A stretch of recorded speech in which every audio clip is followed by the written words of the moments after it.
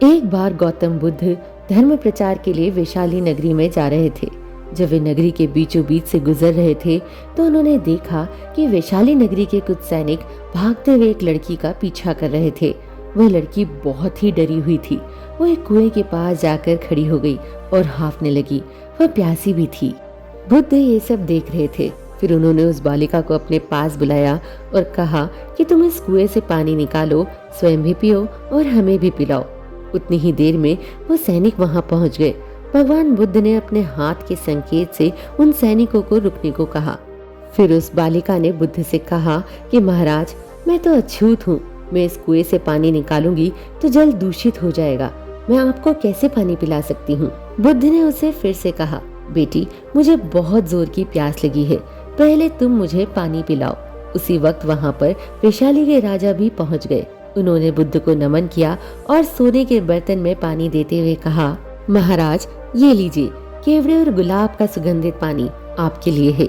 लेकिन बुद्ध ने उस पानी को लेने से इनकार कर दिया। बुद्ध ने एक बार फिर बालिका से अपनी बात दोहराई। इस बार बालिका ने साहस बटोरकर कुएं से पानी निकालकर स्वयं भी पिया और गौतम बुद्ध को भी पिलाया। फिर पानी पीने के बाद बुद्ध ने बालिका से पूछा, पुत्री, तुम इतनी डरी हुई क्यों हो? तुम्हें किसका भय है? फिर बालिका ने पूरी बात बताई कि मुझे राजा के दरबार में गाने का अवसर मिला था। मैंने गीत गाते हुए नृत्य किया। सभाजनों ने खूब आनंद लिया। महाराज को भी बहुत अच्छा लगा।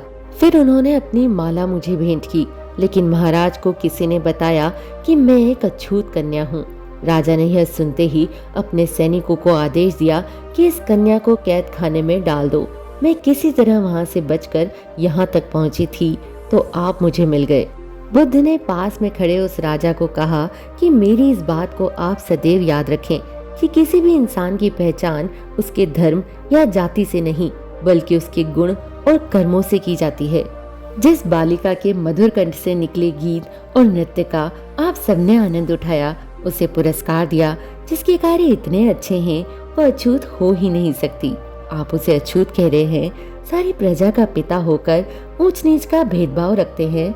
सुनो राजन, यहाँ पर नीची सोच और छोटा कार्य करके अछूत होने का परिचय तो आपने दिया है, इसलिए मेरी नजरों में यह कन्या नहीं बल्कि आप अछूत हैं। वैशाली नरेश को अपने इस कार्य से घृणा होने लगी और बहुत पछतावा हुआ। फिर वो बुद्ध के चरणों में गिर पड़े और क्षमा मांगने लगे और कहा कि आपकी इस बात को मैं सदैव याद रखूंगा, और फिर वहाँ से चले गए। यह बात हमें भी याद रखना चाहिए कि कोई भी इंसान अपने कार्यों और विचारों से बड़ा बनता है, अपने धर्म या जाति से नहीं। ऐसे छोटे विचार रखकर खुद अछूत ना बने, बल्कि ऊंच नीच का भेदभाव भूलकर मानवता का परिचय दे।